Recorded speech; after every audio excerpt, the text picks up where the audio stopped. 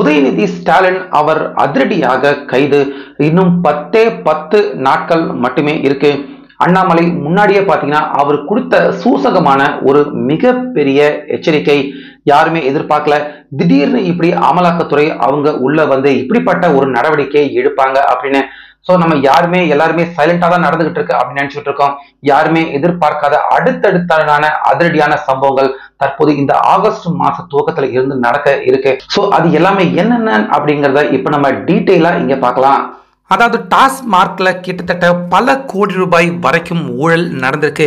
அந்த ஊழல் பணம் எல்லாமே சினிமா துறையில முதலீடு செஞ்சிருக்காங்க அப்படின்னு சமீபத்தில் ஆகாஷ் பாஸ்கர், விக்ரம் ஜூஜு, ரதீஷ் இப்படி இந்த 3 பேர் வீட்டிலையுமே அதிரடியா போய் சோதனை பண்ண அமலாக்கத்துறையினர்கள்.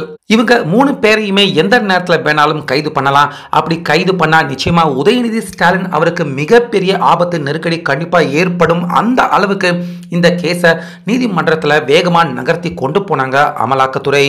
ஆனா யாருமே எதிர்பார்க்காத விதமா திடீர்னு நீதிமன்றத்துல இந்த வழக்குக்கு ஒரு பாஸ் பட்டன் வச்ச மாதிரி சம்பந்தப்பட்ட இந்த குற்றவாளிகள், அதிகாரிகள் இவங்க யாரையுமே சில நாட்களுக்கு விசாரிக்க வேணாம் அப்படிங்கிற ஒரு இடைக்கால தடையை சமீபத்துல, அதாவது 1 மாசத்துக்கு முன்னாடி நீதிபதிகள் அவங்க பிறப்பிச்சிருந்தாங்க.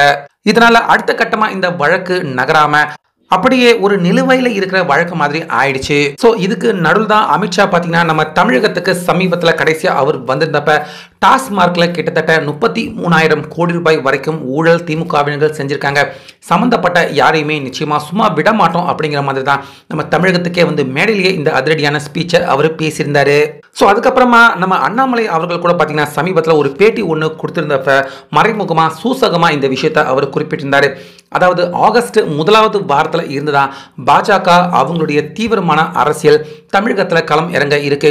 நான் கூட ஆகஸ்ட் 1வது வாரத்தில் இருந்து தீவிரமா பாஜகவுக்கான அரசியல்ல இறங்க போற அப்படின்னு சூசகமா ஒரு 2 வாரத்துக்கு முன்னாடி தான் பாத்தீங்கன்னா அண்ணாமலை அவர்கள் இந்த விஷயத்தை குறிப்பிட்டிருந்தாரு. அதே போல இப்ப அமலாக்கத்துறை அதிகாரிகள் அவங்க கிட்ட இருந்தும் ஒரு சின்ன இன்ஃபர்மேஷன் பாத்தீங்கன்னா தற்போது லீக் ஆக ஆரம்பிச்சிருக்கு.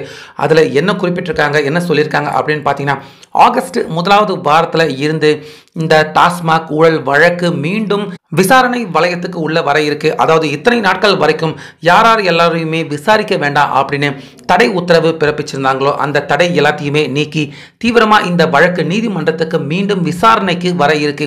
ஸோ அதனால இந்த முறை சம்பந்தப்பட்டவங்க யாரும் தப்பிக்க முடியாது. எல்லாருமே விசாரணை வளையத்துக்கு உள்ள வருவாங்க. தேவைப்பட்டா யாரை வேணாலும் கைது கூட பண்ணலாம் அப்படிங்கிற அளவுக்கு இந்த வழக்கு தீவிரமா அடுத்தடுத்து நகராம இருக்கு.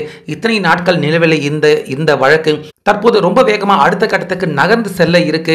ஆகஸ்ட் 1வது வாரத்தில் இருந்து இந்த வழக்கு படுவேகமா விசாரிக்க இருக்காங்க அப்படின்னு இந்த தகவல் பார்த்தீங்கன்னா தற்போது அதிகாரப்பூர்வமா வெளியே வர ஆரம்பிச்சிருக்கு. ஸோ இதை வச்சு பார்க்குறப்ப இன்னும் 10 நாள் தான் இருக்கு.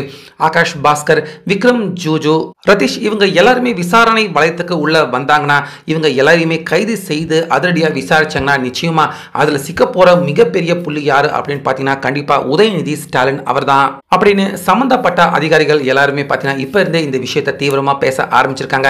அதனால முன்னாடியே பார்த்தீங்கன்னா அண்ணாமலை அவர் சொன்னாரு ஆகஸ்ட் 1வது வாரத்தில் இருந்து அதிரடியான ஆட்டம் துவங்க இருக்கு அப்படிங்கிற மாதிரி மறைமுகமா அண்ணாமலை அவர் சொன்னது தற்போது அவருடைய அரசியல் பயணத்துக்கு மட்டும் அது கிடையாது. திமுக அவங்க இத்தனை நாட்களா நிம்மதி பெருமூச்சு விட்டுக்கிட்டு இருந்த இந்த டாஸ்மாக் ஊழல் ஆகஸ்ட் 1வது வாரத்தில் இருந்து மீண்டும் அதிரடியா விசாரணைக்கு வர இருக்கு. அதுக்கு இன்னும் வெறும் 10 நாட்கள் மட்டுமே இருக்கு. ஆகஸ்ட் 1வது வாரத்தில் இருந்து கண்டிப்பா திமுகவினர்கள் அவங்க எல்லாருமே அதிர்ச்சி அடைகிற மாதிரி அடுத்தடுத்து பல சம்பவங்கள் நிச்சயமா நடக்கும் அப்படின்னு எதிர்பார்க்கலாம்.